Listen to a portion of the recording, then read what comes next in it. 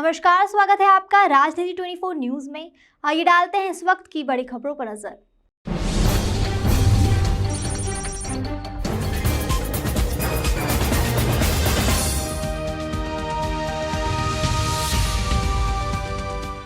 मध्य प्रदेश की शिवराज सरकार पर कांग्रेस एक बार फिर हमलावर हो गई है। दरअसल महालेखाकार की रिपोर्ट में प्रदेश सरकार पर घोटाले का आरोप लगाया गया है, जिसके बाद कांग्रेस हमलावर हो गई है। प्रदेश के पूर्व उच्च शिक्षा मंत्री व कार्यकारी अध्यक्ष जीतू पटवारी इंदौर में पत्रकारों से रूबरू हुए और शिवराज सरकार पर पोषण आहार घोटाले का आरोप लगाया। पटवारी ने शिवराज सिंह चौहान और कैबिनेट पर घोटाले का आरोप लगाया और बताया कि मुख्यमंत्री ने खुद के विभाग में बड़े स्तर पर घोटाले किए हैं। एक और प्रदेश सरकार कुपोषण को दूर करने का दिखावा करती है, वहीं दूसरी ओर प्रदेश के मुख्यमंत्री के विभाग में ही कुपोषित बच्चे, गर्भवती महिला व मासूम बच्चों के अनाज पर डाका डालते हुए उनके पोषण आहार पर ही करोड़ों का घोटाला किया जाता है, जिसको लेकर कांग्रेस आगामी विधानसभा में पोषण आहार घोटाले को लेकर अपनी आवाज उठाएगी। पूर्व मंत्री ने कहा कि जब कोरोना का प्रकोप इतना भयानक था तब प्रदेश सरकार मोटरसाइकिल पर करोड़ों रुपए का अनाज बांट देती है। महालेखा की रिपोर्ट में खुलासा हुआ है कि जिन ट्रकों के नंबर से पोषण आहार पहुंचाने की बात की जा रही है वह 2 पहिया वाहन के हैं। इससे साबित होता है कि प्रदेश सरकार घोटाले की सरकार है। पटवारी ने कारण डैम को लेकर भी प्रदेश सरकार पर जमकर निशाना साधा। पटवारी ने कहा कि कांग्रेस की सरकार में जो डैम 100 करोड़ रुपए के डीपीआर में थी, वही शिवराज सरकार में 300 करोड़ की हो जाती है और 300 करोड़ का डैम मिट्टी में बह जाता है और प्रदेश के मंत्री वहां तिरंगा फहराते हैं। जीतू पटवारी ने प्रदेश की शिवराज सरकार पर 18 वर्षों में 45 घोटाले का आरोप लगाया है, जिसमें डंपर घोटाला, व्यापम, गृह निर्माण संस्था, कोयला खरीदी, आटा चोरी, चित्रकूट चूर्ण सहित कई घोटाले होने की बात पूर्व मंत्री जीतू पटवारी ने की है। न संयंत्र से सैंपल कभी लिए जाते हैं। कई बार मछलियां, छिपकलियां और अलग अलग तरह के जानवर बच्चों के खानों में हम देखते रहते हैं। तो कुल मिलाकर 115 करोड़ 100 के आसपास का फिलहाल पब्लिक डोमेन में, मीडिया डोमेन में जो बात आई है, इसमें भ्रष्टाचार हुआ है। ये भ्रष्टाचार लगभग 300 करोड़ 250 करोड़ के बीच का है। जिस पीरियड में स्कूल लगे नहीं, जिस पीरियड में राशन बटा नहीं, जिसमें सरकारी छुट्टियां थी, लोग घर में से नहीं निकल रहे थे और ये मोटरसाइकिल और स्कूटर पे राशन बांट रहे थे। ये अपने आप में बताता है कि लोग जान बचाने के लाले पड़े थे, एक दूसरे से मिल नहीं रहे थे। अपने रिश्तेदारों को लोग अंतिम संस्कार करने में डर रहे थे, हॉस्पिटल जाने में डर रहे थे। हम एक दूसरे से मिलने पर शासन और कानूनी मनाही थी, पर इनका काम लगातार चल रहा था, भ्रष्टाचारियों का, चोरों का, डकैतों का। तो कांग्रेस पार्टी मांग करती है, शिवराज सिंह जी, आप मुख्यमंत्री मध्य प्रदेश के हो, पर घोटाला और आपका शिवराज और घोटाला एक दूसरे के पर्याय है।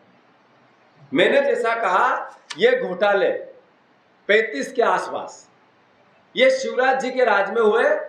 850 लोगों पर अलग अलग केसों में अभियोजन के लिए प्रतीक्षा में है, पर आप उसकी अनुमति नहीं देते हैं। कारण डैम हुआ, शिवराज जी ने 5 दिन तक रोज टीवी के सामने आप लोगों को बुलाया, मैं लगा हूं, मैं लगा हूं, मैं लगा हूं, मैं लगा हूं। हुआ क्या? हमने एक तरफ से थोड़ा सा मिट्टी काटी, उसके वीडियो विजुअल बनाए और तिरंगा फहरा दिया, भ्रष्टाचार का तिरंगा। और कौन इसके लिए दोषी है आज तक सामने नहीं है। किसने किया, किसकी जिम्मेवारी है, किसको हटाना चाहिए, कोई मतलब नहीं। ऐसा है, मैंने जैसा कहा कि अली बाबा 40 चोर, जो शिवराज जी हैं वो मुख्यमंत्री बने रहने के लिए बने। लूटो देखूंगा ही नहीं, रोज देखूंगा टीवी को, वीडियो को, विजुअल को और विज्ञापन। आपने कारण डैम में हुआ, एक आदमी को तो पकड़ के बता देते कि तू दोषी है, नहीं बताया। क्यों? 100 करोड़ का डैम 300 करोड़ का करने का पावर तो मुख्यमंत्री का ही था, इस कैबिनेट का ही था। तो सारे चोर हैं, कहे तो कहे किसको, सजा दे तो दे किसको। तो ये भावना आपने जो बोली कि इन परिस्थितियों में जनता ही जनार्दन है, उसको पता चलना चाहिए कि ये इस तरीके का भोली सूरत के पीछे कितना क्रूर चेहरा है। पूर्व मंत्री ने शिवराज सरकार पर आरोप लगाया है कि प्रदेश में हुए घोटालों को लेकर 850 अभियोजन लंबित पड़े हैं, लेकिन प्रदेश सरकार इन्हें चलाने की अनुमति नहीं दे रही है। इंदौर मेट्रो प्रोजेक्ट पर भी प्रदेश सरकार ने घोटाले किए हैं। कुल मिलाकर प्रदेश की सरकार लगातार घोटाला कर रही है। कभी कर्ज लेने के नाम पर घोटाला होता है और कभी कर्ज के ब्याज भरने के नाम पर घोटाला होता है। कांग्रेस ने आगामी विधानसभा में घोटाले को लेकर 13 प्रश्न लगाए हैं। ये भाषण देते हैं और जब उद्घाटन करते हैं तो उसको सुनहरा बताते हैं और फूट गया तो कहते हैं डैम नहीं था, तालाब था। थोड़े दिन में बता देंगे तालाब में नहीं, गड्ढा ही था। ये ऐसे गड्ढे में ले जाने वाले प्रदेश को लोग हैं। कांग्रेस पार्टी विधानसभा में अपना पूरा काम, अभी सत्र चलेगा जब आपको दिखेगा। कमलनाथ जी बिल्कुल इस पूरे मामले को लेकर संजीदगी से काम कर रहे हैं। निर्देश हुए हमारी 4 जगह, ये जनता को बताने के लिए आपके माध्यम से निर्देश हुए हम लोगों को। अब विधानसभा में चूंकि 13 प्रश्न इसी मुद्दे के लगे हैं, इसके आसपास के लगे हैं, इस घोटाले को कैसे हम एकदम क्लियर कट बताएं कि ये चोरों की मंडली लूट रही थी बच्चों के पेट का खाना। तो मैं मानता हूं हम हमारा प्रयास, एक विपक्ष का जो दायित्व होता है, पूरा निभाएंगे। वहीं किसानों के प्रदर्शन पर जीतू पटवारी ने कहा कि कांग्रेस लगातार किसानों के साथ है। प्रदेश के मुख्यमंत्री भावांतर योजना को भूल गए हैं।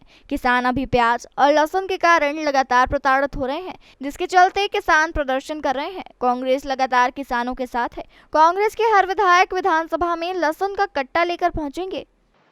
शिवराज जी ने कई बार तक भावांतर का संगूफा दिया, अब उस पर भी वो कभी बात नहीं करते। ये सरकार भी नहीं करती। लहसुन हो, प्याज हो या अन्य वेजिटेबल सब्जियां, कई बार कई तरीके से इनको किसान खून के आंसू रो चुका है। अभी लहसुन और प्याज में रो रहा है। इन सब बातों को लेके तो देश में किसान आंदोलन हुआ था। ये 3 काले कानून में जो सबसे प्रथम मांग थी वो समर्थन मूल्य की थी और उसको लेकर कांग्रेस पार्टी का स्टैंड क्लियर था। आज जब भी हमारी सरकार बनी, हम किसानों के समर्थन मूल्य को, मिनिमम सपोर्ट प्राइस को लागू करके रहेंगे। कांग्रेस की देश में सरकार बनेगी तब भी, और हम प्रदेश में आए तो भी इसमें कोई नई युक्ति करें कि कैसे हो सकती है। अब रही बात अभी की, ये पहले दिन विधायकों के कंधों पर लहसुन मिलेगा। पहले दिन सत्र चलेगा तो विधायकों के कंधों पर लहसुन की बोरियां विधानसभा जाते दिखेगी। वहीं ज्योतिरादित्य सिंधिया और कैलाश विजयवर्गीय की मुलाकात पर उन्होंने कहा कि जब वह हमारे साथ थे तो हमें भी प्यार करते थे, गले लगाते थे, लेकिन हमें छोड़ दिया तो कैलाश जी क्या है।